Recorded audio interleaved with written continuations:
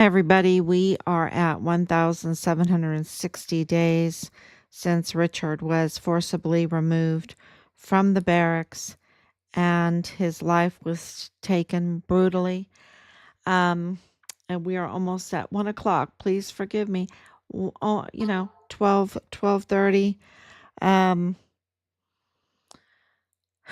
12:40, and it is May 28th, 2025.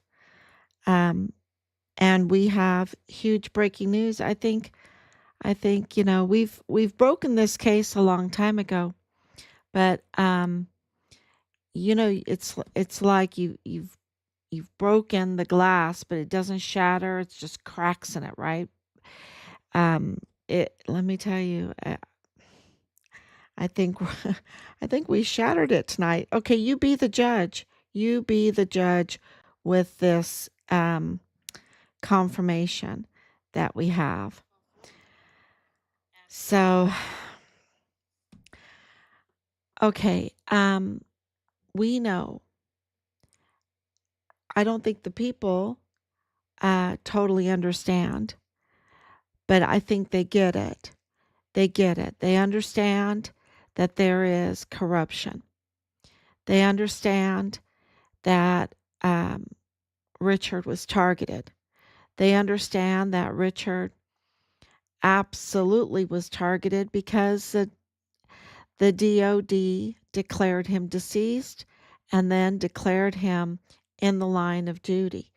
Okay, so they did not declare the in the line of duty until January 24, 2025, 4 days after President Trump took the oath of office. This is really, really big because the criminal trafficking that was being reported by Richard that implicated his unit was so big, it makes the Iran-Contra look like child play, okay? And we've been saying that for a while. It is a huge scandal, a huge scandal. And I've been explaining it to you. And, the question that we've had as patriots, we have almost 80 years of combined services in our immediate family. And then that's not counting all the rest of our family. So,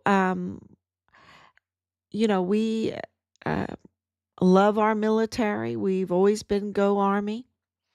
And we are all about law enforcement. We're all about the courts, being law abiding, using the system that we pay for. We pay for with our taxpayer money to have these courts, to have the law enforcement community. And we're all about Texas. And to have a national defense, we pay our taxes in order to have that, to have accountability. We know that Richard's case has been tampered with, that Lieutenant General Sean Bernabe ordered it to be obstructed, ordered it to be tampered with. We know that through Kyla Cardona, his assistant. So that, we know that we have corroborating evidence today. And we know that whistleblower reports have been deleted, whitewashed.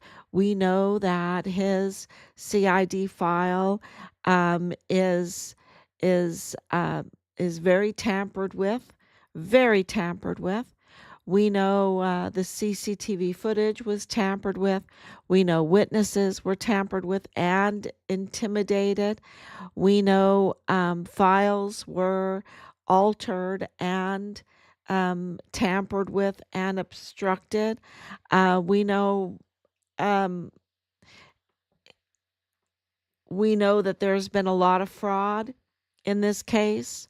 And today, and I'm going to post it, there's just not enough time in the day. There's not even time to sleep because of all of the information that's coming out. Well, we know that Richard's case is part of the Walmart case. What you might not know is that it also is part of Julio Cordero's case. And he lost his life not too long ago um, at El Paso Independent School District High School. He was shot and he lost his life. What you might not know about Julio Cordero is that he was a stellar, and we've had this information for a while. We've been, investigating as we were told to do by Richard's command, that we had to be the ones investigating. CID told us that we had to do the investigating and bring them the leads if we want them to do anything, which is so criminal, right? But we've conducted the investigations day in and day out, and I can tell you this, that Julio Cordero was a FBI agent. A family of FBI agents, just like our family, has a combined military service of about 80 years and more when you do our extended family. The Corderos have service within the FBI. And Julio was part of Poison Ponds, Operation Poison Ponds. He absolutely stellar FBI agent, absolutely going after corrupt officials and criminals. Corrupt officials and criminals. And I'll talk more about that. And you can look that up, Poison Ponds, Julio Cordero, Agent Julio Cordero. And he was retired when he lost his life, okay? And we don't have all the answers we want for that, but we have what really matters, and that is that he was investigating. He was investigating, even though he was retired, he was investigating. You never can take the FBI, you can never take the military, you can never take the FBI out of an FBI agent, right? And he was part of this Poison Ponds and was very, very successful at restraining all kinds of criminal activity and exposing and even arresting and putting in prison very prominent corrupted individuals. And you can look that up. So he was a stellar FBI agent. Richard was a stellar Army soldier. And that's really, really important because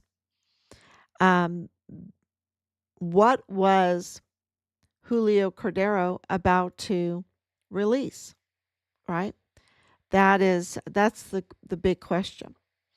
And it is absolutely connected with the Richards case and the Walmart mass shooting.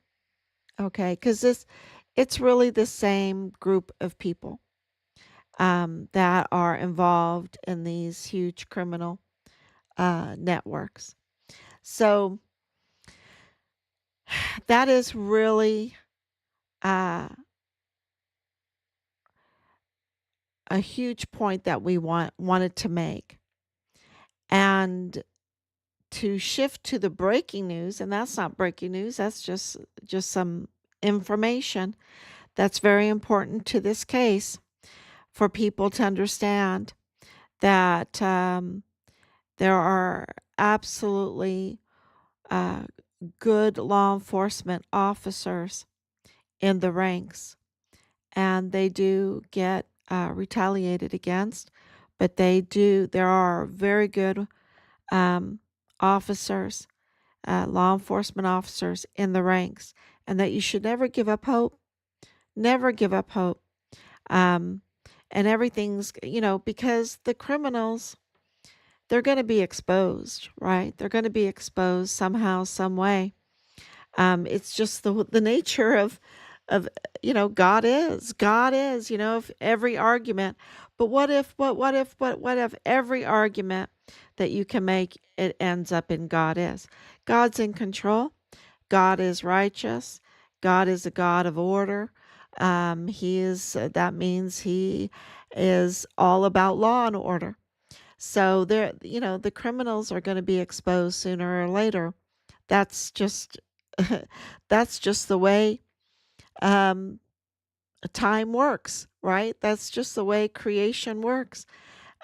So never lose hope, never give up. That's the message. And today we have huge breaking news. And here, I can't tell you how many times people have told us that maybe we should just give up. It's just too big. This big green machine, the deep state is too big. The deep state is too big. And, but no, they might, they might seem big, but they're very weak. They're very weak. They're criminal. They are very criminal and they're dangerous, right? Because they're criminal. But never give up. Ever. Never give up. And so today absolutely shows why you never give up. And it goes back to October, right? October of 2020, October 26, 2020, when Nidal Baem walked into that Dollar General, um, that Dollar General, and was looking at the door, was looking at Richard's flyer. We have it on CCTV footage. As he went into the building, he paused. He paused and looked at the flyer and went inside and told the cashier that the search was over, right? The search for Richard Halliday was over, that she could take down uh, the flyer, that she could take down the flyer. And she wanted to know why. Why, is it over? Did you find him? She asked him that. Did you find him? Is he found? Because he also represented himself as an FBI agent. And that's why she said, did you find him? And, he said, yeah, FBI had found him. And then he went on a little story about looking in 5 different places for Richard. And she said, I lost him right there. Well, that's because Richard was dismembered. She didn't know that. She didn't know that these people are so wicked, that they're so brutal. And, so he went on to that story. And she then was paying attention to him. And he goes, so you can take it down. He's been found. And she goes, well, is he all right? And he said, come here, and he waves her over and he goes, no, he's dead. He's dead. And she called us right away. As he was leaving, this is a very, very important part of the video. And you can see it. I've posted it up several times and I will again. But as he leaves, as he tells her that, no, he's dead, then he puts his finger up to his mouth. Now he has a mask on, but it doesn't matter. He puts his finger up to his mouth and tells her to shush, to be quiet, to be silent, that this is a secret. that Richard being found dead is a secret. Now, we were told, because she called us and we received the CCTV footage, and we videotaped her witness testimony. Thank you, Martha, for coming on this late. Um, and and we handed that in. That's evidence. That's evidence. And we were told by the FBI that he was a nobody. We were told by the command that he was a nobody, that they absolutely lied to us. And we knew at that point, we knew that they were lying to us. And that's when they decided to do the task force Find Richard Halliday. That's why they, General McConville decided to give us a phone call. That's why General Garrett decided to give us a phone call.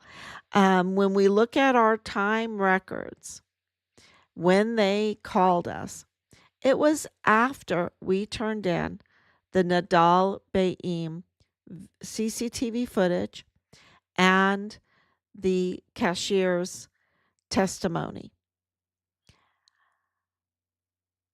because he is somebody. He's somebody. And it took us months, but we discovered who he was, and we called him up, and he admitted that that was him in the video. Okay? He admitted. He confessed. He confessed to being that man. And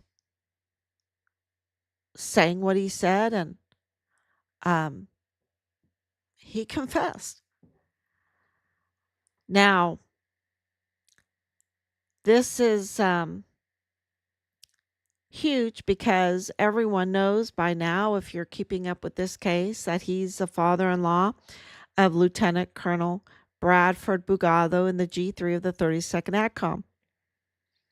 He is in Richard's chain of command, right? That's Richard's chain of command. He is a Palestinian arms dealer with a long criminal record. A lot of theft, a lot of fraud, and even terroristic threats.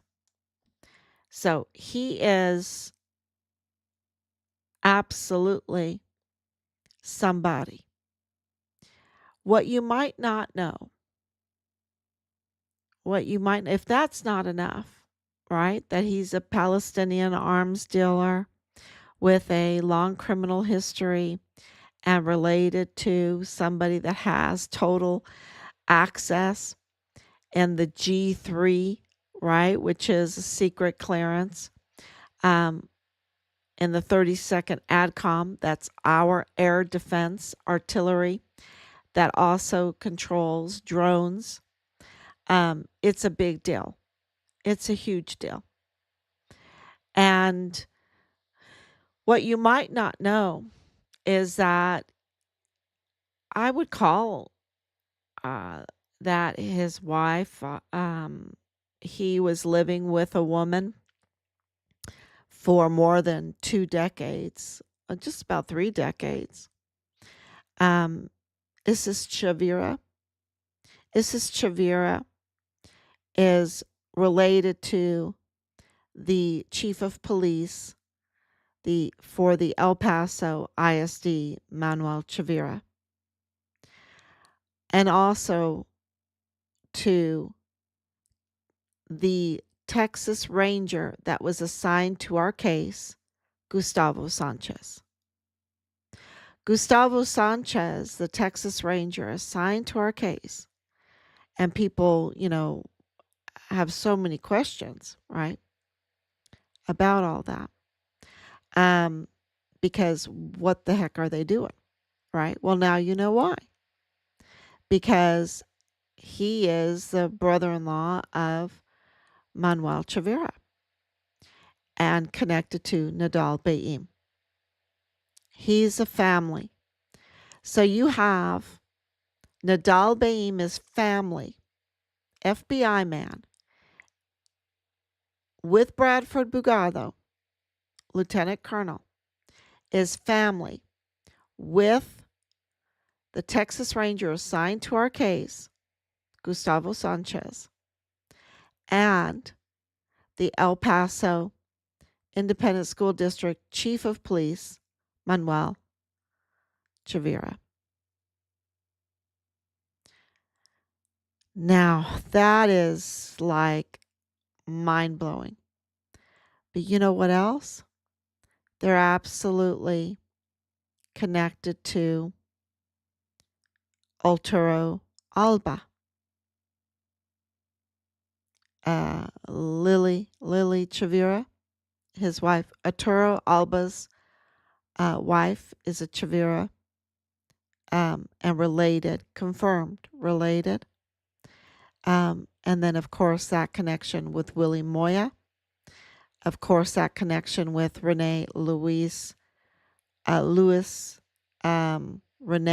Diaz, that was managing unqualified, totally unqualified. And so was Manuel Chavira when he got his chiefdom of the ISD.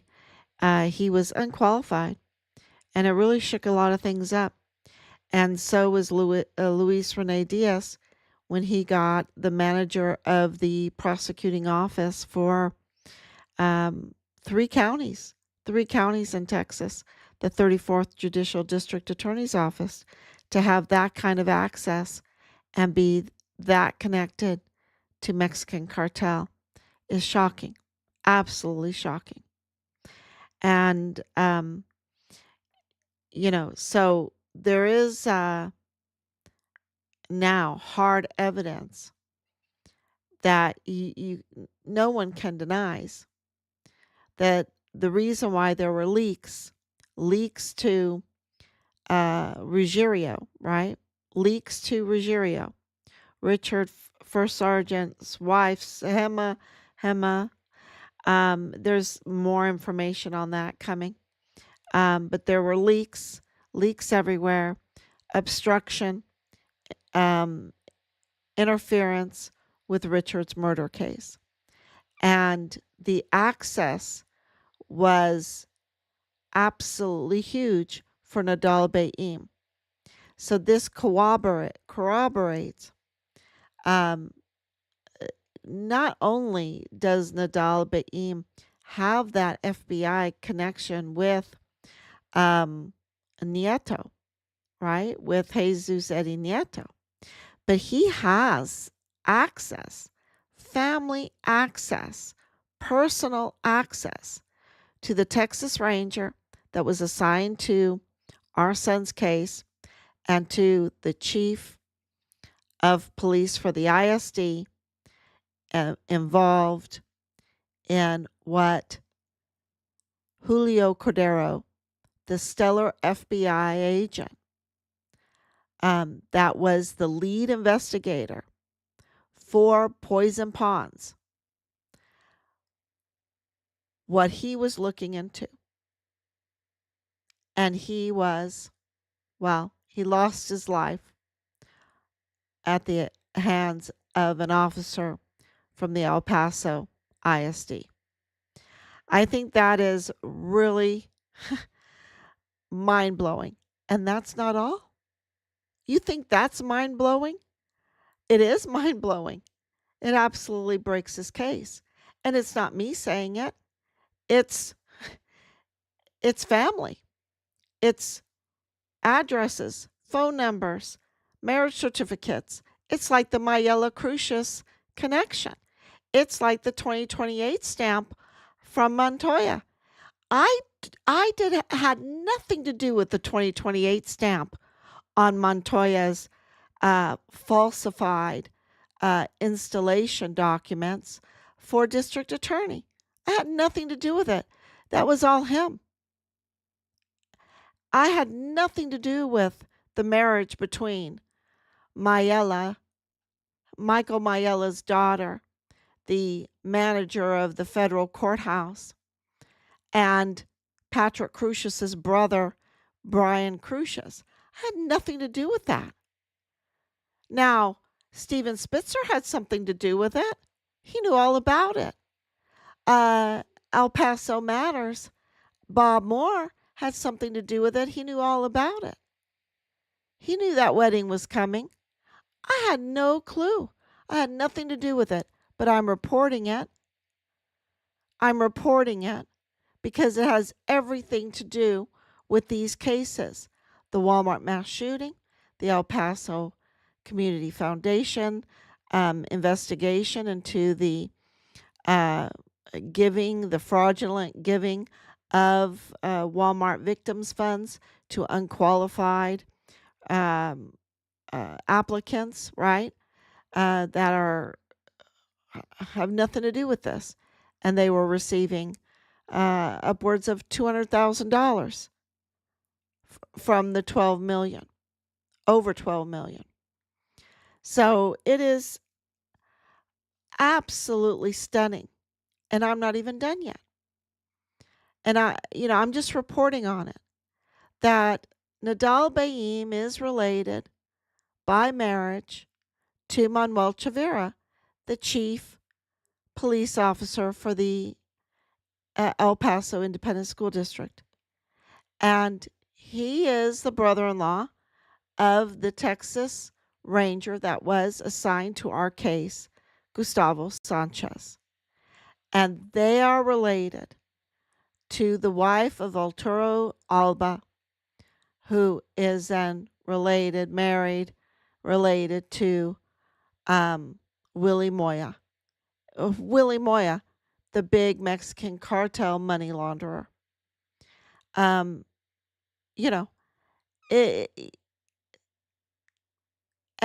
Nidal Baem is related to Bradford Bugado, Lieutenant Colonel in the G3. You don't think that Lieutenant General Sean Bernabe didn't know that? The CID didn't know that? They absolutely knew it. This is absolutely confirmation. Evidence confirms the obstruction and the interference in our son's case, in our son's murder case, our son's murder in the line of duty on Fort Bliss case because he was reporting criminal trafficking connected with the borderland, El Paso borderland cartel, Mexican cartel. And each agency has this cartel-tied person in there, right? And I'm not even done yet. I still have another breaking news. And we knew that something really, really stinky happened to Richard's car. Okay? We knew that we were being lied to about our son's car, about our son's phone, about our son's possessions. I mean, you had Rosa Maria Valdez Garcia's family members in the possession of Richard's financial information and his credit cards after he was murdered. So we knew. And we knew that they were lying to us because we knew that they lied to us about Nidal Baem, and it was really, really big, and that they were lying to us. And we knew that they were lying to us about Judge Roger Rodriguez's whistleblowing report. We knew that they were lying to us about Dallas Hart. We know that he was Richard's platoon leader. We knew that they were lying to us about Leilani Hart, and she's a convicted criminal with such a long record. It goes back before Richard was even born. We know that they are connected to Nidal Baem, right? And that they have this connection in the CID, access to information in the VA. They have access to all of our files, all of the financial information. They have it. And they are compromised and they are criminal. And, and Richard's car is no different. Richard's car was bought from Chavira, from Chavira. And that's why we were getting false information about his car from Agent Soto. This really implicates Marlon Soto Hernandez. It implicates everybody, doesn't it? It implicates everybody. What they've done to us, and when I say us, I'm talking about our son. What they did to Richard, and what they've done to this case is so treasonous. They are such traitors, and they need to be held to the utmost. They have to be held to the fullest. The fullest. They must be held accountable for what they've done, because their belly is never full. Their belly of evil is never full. Their belly of grand theft, larceny is never full. And if that means killing, if that means covering up the murder, if that means trafficking children, hundreds of thousands of them, if that means trafficking very dangerous substances that compromise our national security by allowing it to go onto our military bases, if that means trafficking and smuggling weapons and equipment and ammunition, their belly is never full. They keep going. They keep going. So they must be held accountable. They must be restrained. And what they've done, and then they're so smug and self-satisfied because they think they've got their bases covered. They need to look up to heaven, because God's got their number. God's got their number. And their smugness, their obstruction, their continuing intimidation tactics, and all their connections it's all coming out, and they need to be held accountable. And their lies. So it really is a breaking news day. Every day is, right? With Richard's case, every day is. But this is huge, because we know that they lied to us about the car. We know now that the Texas Ranger that was assigned to us, and it has to do with some other people too, because Ruggerio's is definitely involved, and Command Sergeant Major Shaky Snaky Jake, and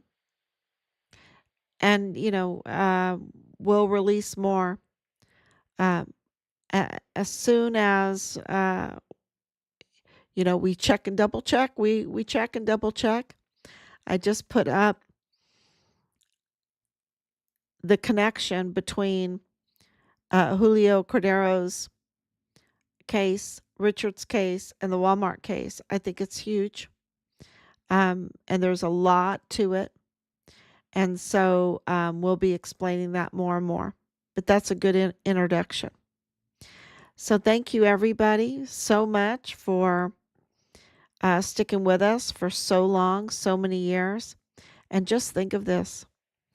The chief of police for the El Paso ISD, the Texas Ranger, that was assigned to our case.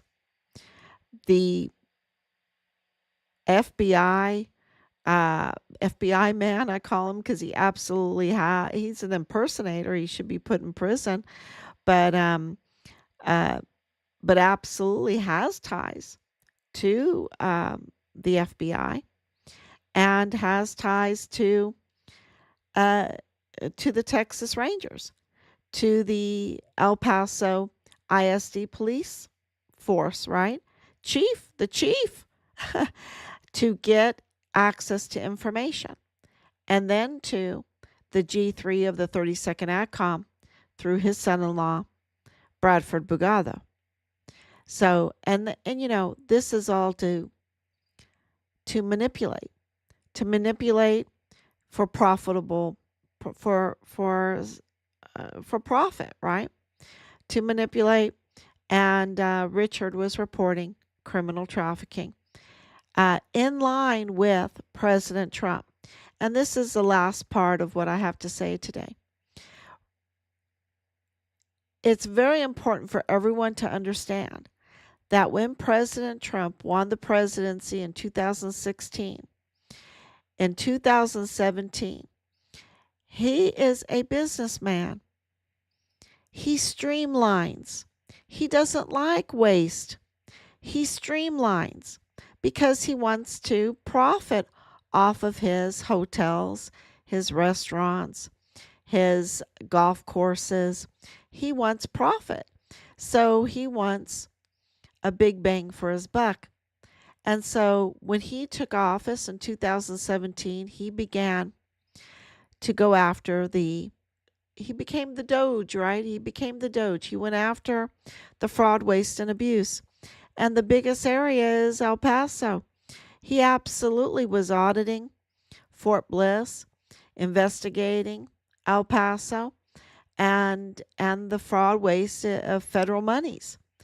And this is what I wanted to talk about today, was about these school closures. Why are they closing so many schools? Because they overbuilt. They overtaxed the people of El Paso because they were greedy with these contracts, and they built things that the people of El Paso don't need. And why didn't you notice? Well, because they were fudging. They were fudging big. They were sending these really nice, luxurious bus coaches over to Juarez and picking up Mexican children and bringing them over to the United States to educate them right there in El Paso, Texas, and filling the schools that way. And paying for it all, making taxpayers pay for it all. And so now, with the closure, just like in the first administration of 45, where he was President Trump was investigating, auditing. Now he also doesn't want fraud, waste, and abuse, and educating Mexican children on the American taxpayer dime is not our job, right? It's not, that's we can't do that. Now, if a private school wants to do that with private funds, they can absolutely do that. Catholic charity, Baptist charity, Anglican charity, they can absolutely decide to take their money and bring, a program or whatever over. They have to get their visas, right? They have to get visas. But, if they want to set up a school over in Mexico, they can do that if they want to educate these children. And, I encourage them to all go and open up schools there if that's what they want to do. That's, let's be free, right? Let's be free. But with taxpayer money, that is scheduled and told to the taxpayer, set aside to the taxpayer to educate American children, and then they fudge and build these many, many schools when they're not necessary. and then have to fill them up, and then they commit fraud and bring over uh, uh, Mexican children, Mexico's responsibility, uh, into the United States to fill the schools and charge the taxpayers that, really would like to keep some of their own money. They would like to keep some of their own money, right? And it is just through these contracts, it's really greed. That's what it is. It's greed. So it's grand theft larceny. It's greed. So thank you, Martha. Thank God that you have the strength to not give up. Otherwise, you would never know. Prayers for strength and peace. I know. Can you believe this? It's almost 5 years, and we finally figured out that Nidal Baem is related to the Texas Ranger that was assigned to our case. Can you believe it? It's just, and that Chavira is related, that whole thing with Richard's car. I just have chills. So we, and we didn't make this up. We have the receipts. When we received information to look into Manuel Chavira, of the chief of police for the El Paso ISD, I put in Chavira in my notes, and there was the car information. So, God has perfect timing. God has very perfect timing, and this is just jaw-dropping. It's going to take a couple days to, I think, to go out to the world, right? So please share, because this is really breaking the whole case apart. It really is, because it just shows you the institutional obstruction and interference in our son's case. So thank you so much. God bless you, and I will be back tomorrow, God willing. Bye-bye.